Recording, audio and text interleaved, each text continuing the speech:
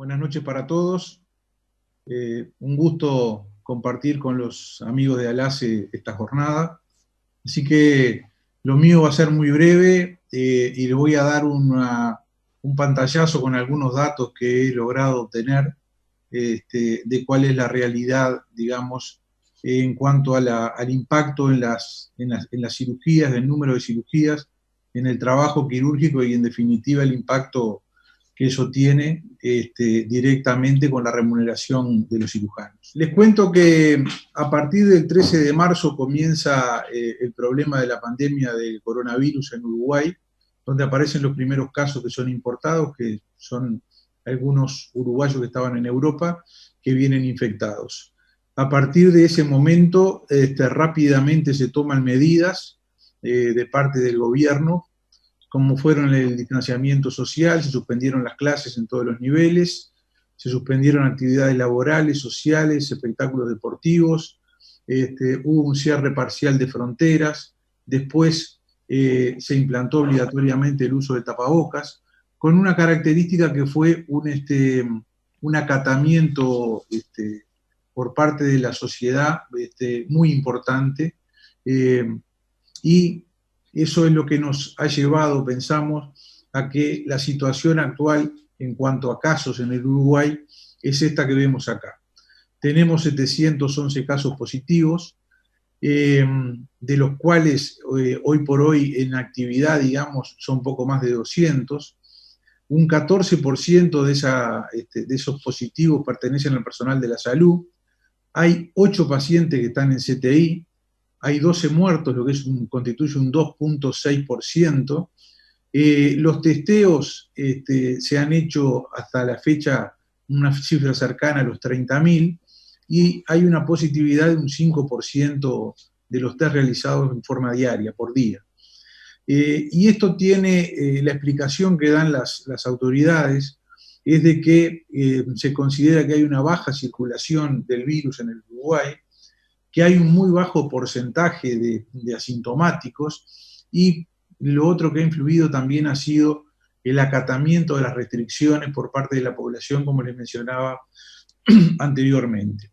A partir del 15 de marzo, rápidamente en Uruguay, como les comentaba, el problema se detectó el 13 de marzo, hubo una suspensión de lo que fue la actividad quirúrgica normal, y de lo que fue en realidad un cambio cuantitativo y cualitativo en la atención médica en el país. En lo que respecta a los cirujanos, como en todo el mundo, se siguió operando solamente pacientes oncológicos, urgencias y emergencias. Y ahí hubo un problema de comunicación, pensamos nosotros, donde el mensaje de quédate en casa se hizo con tal énfasis que eso se trasladó a una inmovilidad prácticamente completa y se trasladó a un concepto de no consultes al médico. Y a partir de ese momento tenemos sanatorios, hospitales vacíos, policlínicos donde la gente prácticamente no concurre, y por supuesto una disminución muy importante del número de las cirugías. Para entender un poco cómo se remunera y después de eso cómo impacta en los ingresos de los cirujanos, les voy a contar brevemente que en nuestro sistema de salud en Uruguay es un sistema nacional integrado y que tiene 3 tipos de prestadores. El prestador ese que ustedes ven ahí como ACE, ese es el prestador público, es una red de hospitales públicos a nivel nacional que atiende prácticamente el 37-38% de la población. Quiere decir que 1 de cada 3 o de cada 4 uruguayos se atienden en el sistema público. Y el resto se atiende en lo que son los seguros, que son una minoría, y la parte más fuerte, más potente, que son las IAMC, que son instituciones de asistencia médica colectiva, que es lo que nosotros llamamos el sistema mutual. Esas son las 3 patas, digamos, asistenciales fuertes y donde desarrollamos nuestra labor los médicos y en particular los cirujanos. Estos 3 prestadores tienen características diferentes, pero sobre todo con respecto a la remuneración de los cirujanos, porque si bien esto se ha tratado de transformar en un sistema integrado, el prestador público sigue remunerando a los médicos y a los cirujanos en particular en forma muy significativamente menor con respecto al resto de los prestadores. Eso es un tema, es una brecha que no se ha podido laudar y es una diferencia muy importante. ¿Y cómo se financia el sistema? Y en definitiva, ¿cómo es que se nos va a pagar a nosotros? En el Uruguay existe lo que se conoce como el FONASA, que es un Fondo Nacional de Salud, donde ahí va todo el dinero que va a financiar el sistema, y ese fondo está sustentado por el aporte de los trabajadores, de las empresas y una parte del Estado. Ese fondo recaudador, digamos, y que es regulado a través del Banco de Previsión Social, que es la seguridad social del Estado, que es un organismo muy fuerte, ese es el que ordena después el gasto, y de ese fondo se le paga a los prestadores que les mencionaba anteriormente, a los públicos y a los privados. Y se paga por un sistema de cápitas que están en relación con la edad y el sexo y el riesgo de cada uno de los que se atienden en ese sistema. O sea que el grueso del dinero que entra a las instituciones en las cuales nosotros trabajamos viene de ese Fondo Nacional de Salud, que en definitiva está manejado por el Estado. Y de ahí los prestadores, las mutualistas y los públicos, es donde le pagan el salario a los cirujanos. Y el salario de los cirujanos tiene dos componentes, uno que es un componente fijo por su actividad fija, y hay otro que es un componente variable que está vinculado con su actividad quirúrgica, con el número de actos quirúrgicos. Cuanto mayor es la productividad de un cirujano, mayor va a ser la retribución que percibe.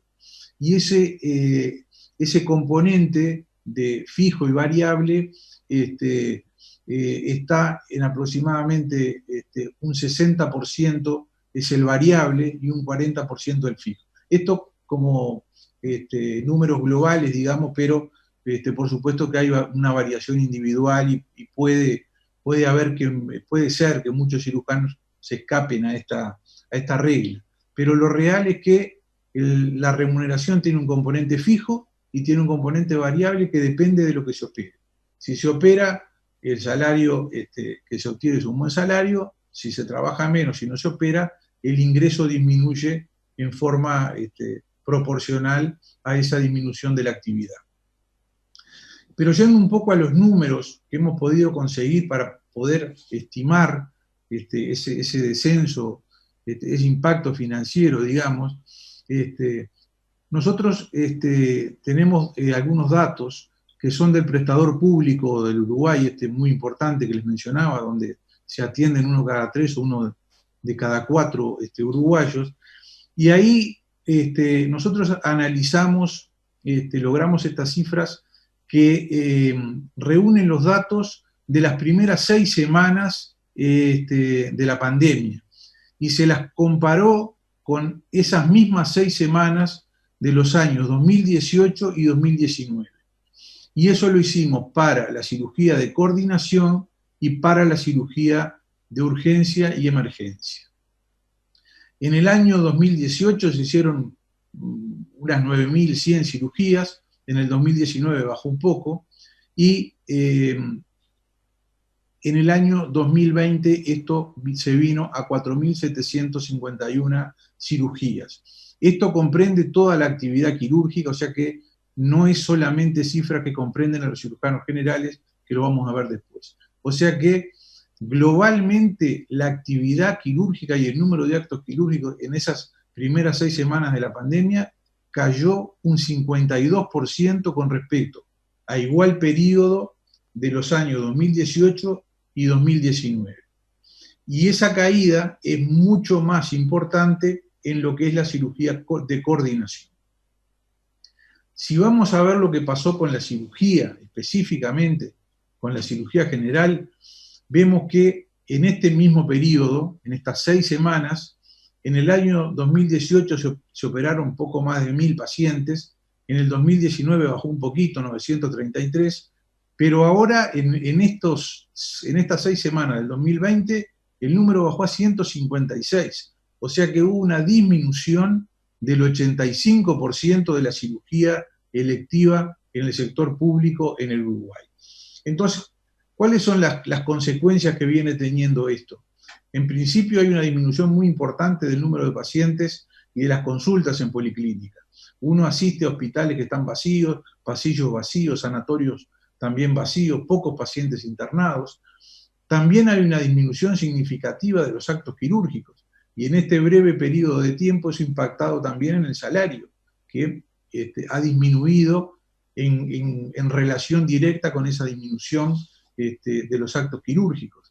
Se están haciendo menos diagnósticos de patologías oncológicas, y esto es una preocupación. Se están difiriendo todo lo que son estudios endoscópicos, digestivos altos y digestivos bajos. Nosotros en Uruguay tenemos una prevalencia y una incidencia muy alta de cáncer colorectal, y tenemos un plan de detección que es a través del estudio de las pérdidas sanguíneas intestinales, y el paciente que es positivo a ese estudio obligatoriamente se tiene que hacer una endoscopía en los 30 días siguientes. Eso se ha ido dejando de lado y estamos realmente preocupados por esa situación. El otro tema es que también nos va a impactar a todos, es cómo esto pega en la economía del país, en una economía que ya viene un poco alicaída. Hay un déficit del 5% del producto. Tenemos más de 400.000 uruguayos que están en negro trabajando sin aporte a la seguridad social. Esto seguramente va a generar un aumento en la desocupación. El sistema nuestro de salud está muy atado a lo que es el nivel de educación y al pleno empleo. A medida que aumenta la desocupación, eso implica un riesgo, porque los pacientes pierden la cobertura que a través de sus trabajos tienen en el sistema mutual. O sea, se van a perder usuarios en el sistema mutual. Eso va a impactar directamente en el trabajo médico, y por otro lado va a sobrecargar el sistema público, que es donde van todas las personas que no se pueden mantener dentro del sistema mutual, ¿verdad? En el sistema privado. En el escenario actual, ¿qué es lo que se nos ha planteado de parte de la autoridad sanitaria?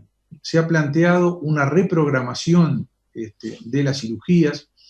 En principio se había pensado que a mitad de mayo se podía empezar a coordinar enfermos con algunas características, pacientes con un buen terreno, con patologías que requieran cirugías poco importantes, como hernias, eventraciones, alguna litiasis, de forma de que la ocupación sanatorial sea baja, o sea que se puedan ir rápidamente de alta, pero con la obligación de que para retomar las cirugías en ese programa se mantenga un 30 o 40% de camas en reserva, digamos, de cuidados moderados y de cuidados intensivos, en el caso de que aparezca un aumento importante en el número de casos de coronavirus.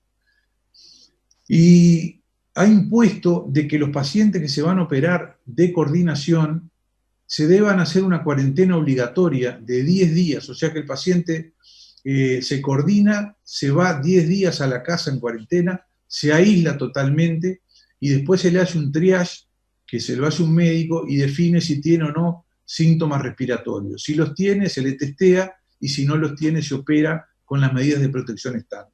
O sea que no hay protección sistemática. Esa cuarentena que las personas van a hacer de 10 días no está cubierta por la seguridad social. O sea que cualquier trabajador se va a ir 10 días a la casa, no va a percibir ningún salario, y después va a volver para que se pueda operar. La gran pregunta es cuántos pacientes van a rechazar operarse en las actuales condiciones, porque con la coyuntura económica y estar 10 días sin trabajar y sin percibir salario, probablemente esas patologías que se está pensando en que se puedan llegar a operar ahora, que son de baja complejidad, muchos opten por diferirla y operarse en un sistema de normalidad. O sea que estamos previendo un escenario similar en los próximos meses, que va a ser con una disminución, manteniendo esta disminución en el número de cirugías que mostrábamos anteriormente, y con el impacto que tiene también en forma directa en lo que son los aspectos económicos financieros de toda la colectividad quirúrgica. Muchas gracias.